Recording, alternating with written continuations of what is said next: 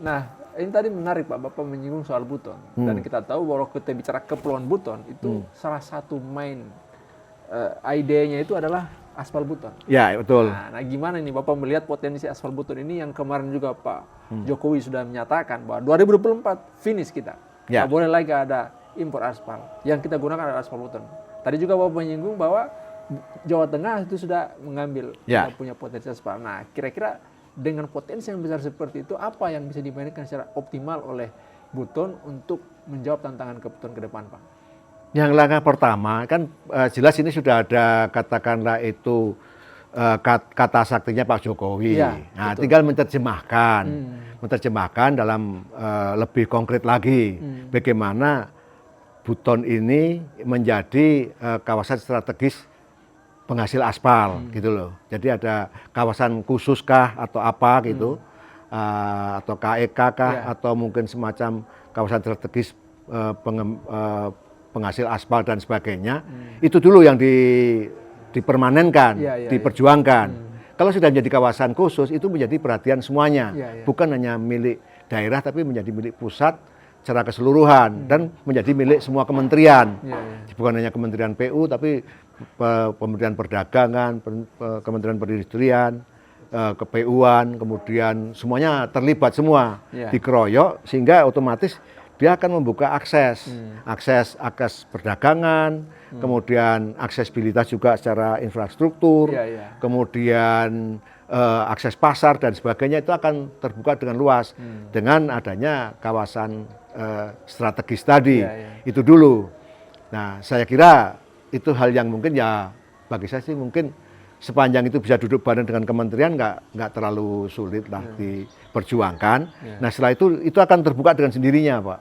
Nanti sehingga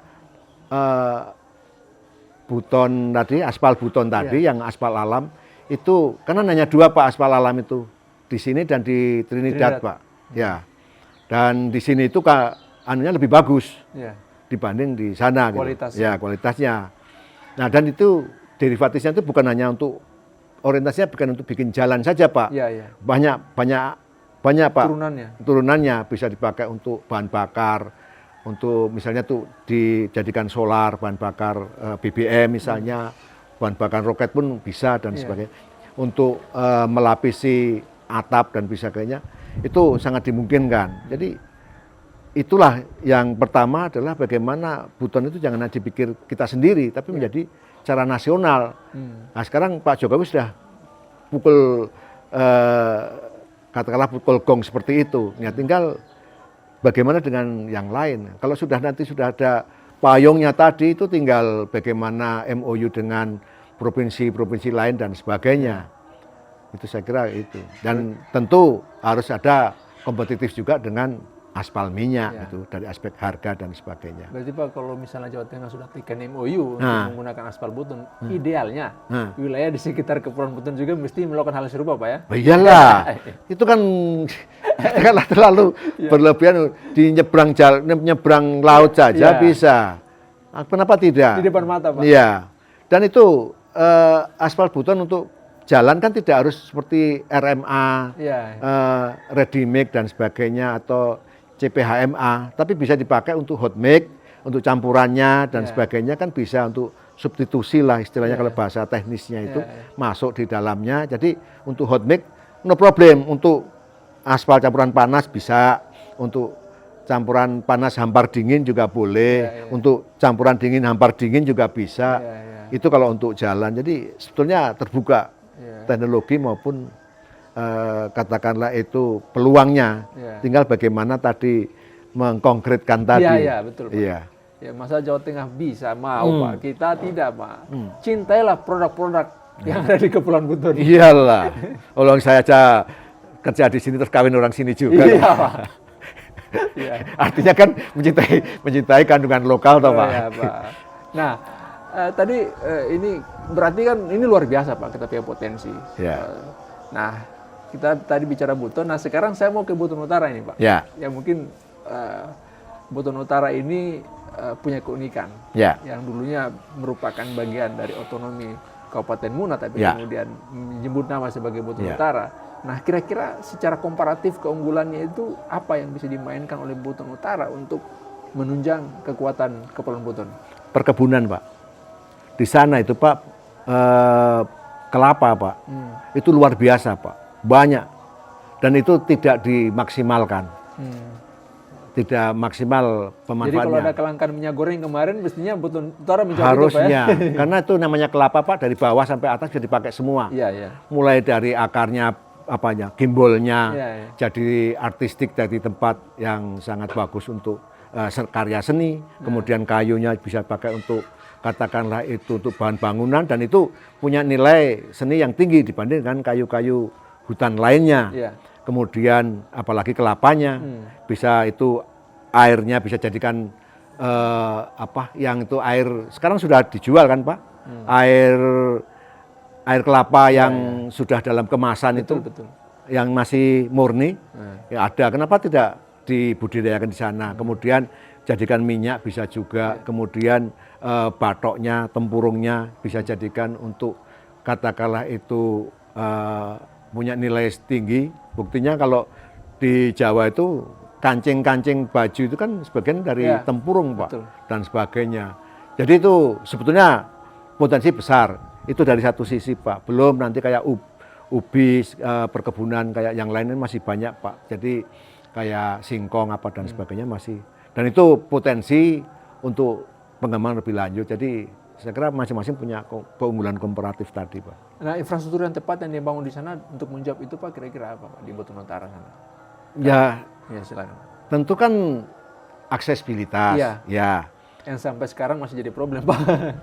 Ya. Jadi aksesibilitas itu harus ada. Dan itu kan tentu, Pak, kalau akses antar kabupaten dan sebagainya itu kan tentu provinsi yang cawe-cawe lah dalam hal ini, dalam petik cawe-cawe ikut membangun dan sebagainya. Memang itu jalan provinsi dan sebagainya. Dan kalau provinsi memang itu keterbatasan, Pak, itu tidak harus bahwa itu urusannya provinsi, bukan jalan kabupaten. Oh, bukan begitu. Kita juga sering dulu jalan provinsi kita yang waktu itu saya masih di PU kota juga kita tangani. Cuman etikanya kan harus ada minta izin, ada persetujuan MOU dan sebagainya. Nanti kita tangani jalannya, nanti provinsi membangun apanya dan sebagainya. Jadi yang jelas aksesibilitas menuju misalnya katakanlah bau-bau ke mana, katakanlah itu ke Pasar Wajo misalnya, dan juga tentu ke Muna. Nanti kan ada pengembangan jembatan, Pak, jembatan Pulau Buton Muna. Itu akan punya prospek juga untuk pengembangan di kawasan Buton Utara, Pak. Nah, kebetulan Bapak menyebut soal jembatan Tona ini, Pak. Ya, betul. Jembatan Buton Muna. Nah, betul. ini kan kita bicara ini berarti ada kaitannya dengan Buton Tengah, Pak. Iya. Yang secara langsung bersinggungan dengan itu, secara wilayah otonom. Nah, kira-kira, dan kalau kita bicara Kepulauan Buton ini kan sebenarnya yang menjadi hal yang monumental dan fenomenal itu kan terkait dengan aspal Buton dan jembatan Tona, Pak. Iya. Nah, Bapak menyebut jembatan Tona ini kaitannya dengan Buton Tengah, kira-kira seperti apa yang harus dimainkan sehingga itu bisa lebih mengangkat dinamika yang ada di sana untuk menjawab Kepulauan Buton ke depan? Ya, tadi, Pak, kita bicara masalah, katakanlah pasti ada daerah yang produksi, produsen. Kemudian pasti butuhkan pasar dan sebagainya. Nah, pasar itu ada pasar lokal, kemudian pasar regional, dan mungkin pasar nasional dan sebagainya. Nah, itu kan dibutuhkan akses. Nah, otomatis bagaimana mungkin kalau ada suatu produsen tidak punya akses. Tentu kan akses tadi misalnya akses dengan adanya jembatan tadi misalnya. Kemudian dari Buton Tengah misalnya, kemudian melalui jembatan. Kemudian kan tembus ke jalan nasional. Betul. Jalan nasional yang ke Labuhan. Kan langsung ke Kendari, ibu kota provinsi yang ada sekarang dan sebagainya. Nanti kalau seandainya provinsi Cape Town sudah ada, tentu aksesnya ke ibu kota provinsi Cape Town. Otomatis ya, berarti mau tidak mau memang jembatan itu harus ada, dan itu akan mengembangkan kawasan-kawasan di daerah Muna, Buton Tengah dan sebagainya. Karena Buton Tengah itu potensinya luar biasa juga untuk kawasan perkebunan, pertanian dan sebagainya, itu tidak bisa dianggap enteng. Nah, tadi Pak, kaitannya jembatan Tona dan kondisi potensi yang ada dimiliki oleh Buton Tengah. Kira-kira apa yang mesti dikembangkan oleh Buton Tengah untuk bisa memaksimalisasi perannya sebagai kawasan yang punya keunggulan di sektor perkebunan dan seterusnya tadi Pak? Ya, kalau di sana kan banyak juga perkebunan. Jadi untuk pertanian ada juga, untuk sawah dan sebagainya. Itu kan jamu mente Pak. Ya, jamu mente juga banyak. Kemudian kalau kita cari buah-buahan, sayuran dan sebagainya, sebagian dari sana Pak. Ya. Yang ada sekarang saja itu sayuran-sayuran itu kalau ditanya sebagian dari sana, dari Kambara dan sebagainya. Ya. Itu misalnya umpamanya buah-buahan, kemudian sayuran dan sebagainya dari sana. Ya. Itu di sini mahal Pak. Karena apa? Karena infrastrukturnya sangat jelek, kurang bagus lah. Kelancaran transportasinya, barang dan jasa kurang. Seandainya itu lebih bagus dan sebagainya, mungkin sampai di sini lebih fresh, lebih segar, lebih murah dan sebagainya. Dari sini pun itu hanya sebagai antara, nanti bisa dibawa dengan pelabuhan, misalnya bawa ke Makassar, dibawa lagi keluar lagi, gitulah, ke Makassar atau mungkin langsung ke Surabaya dan sebagainya. Jadi saya kira itu potensi sekali untuk pengembangan di Buton Tengah Pak. Ya. Kira-kira Pak, bicara soal jembatan Tona tadi, kapan kira-kira nih bisa direalisasi Pak? Kebetulan Bapak kan ada di Kementerian PU, jadi tentu punya kisi-kisi lah soal ini Pak. Itulah, sebetulnya kan itu sekarang sudah selesai semua itu Pak. Ya. Dari aspek perencanaan, studi kelayakannya, kemudian penilaian terhadap katakanlah itu dari aspek teknis sudah semua gitu loh. Kan yang tinggal sekarang penganggaran, dari mana diambil uangnya, apakah pakai KPBU ataukah pakai APBN dan sebagainya. Nah itu, dan sekarang kan sudah dalam proses juga untuk pembebasan lahan dan sebagainya, sudah dalam proses. Saya kira itu masih dalam on progress lah gitu. Ya, sehingga nanti tinggal gongnya itu yang anggaran besarnya itu kan jembatannya itu sendiri. Itu bisa pacu dan sebagainya dikaitkan dengan tadi itu Pak, pengembangan kawasan pertambangan untuk aspal, kemudian mungkin dari pariwisata, kemudian perikanan dan sebagainya. Jadi harus meyakinkan pemerintah pusat bahwa jembatan ini bukan hanya kaleng-kaleng, bukan hanya sekedar gaya-gaya saja, bukan, tapi dia punya nilai ekonomi yang besar, sehingga sebelum dibangun jembatan seperti apa, setelah dibangun jembatan akan seperti apa itu kelihatan. Iya. Nah ini kan luar biasa nih Pak penjelasannya Bapak nih. Iya. Dari Bau-Bau, kemudian Buton Selatan, Wakatobi, Buton Utara, dan Buton Tengah.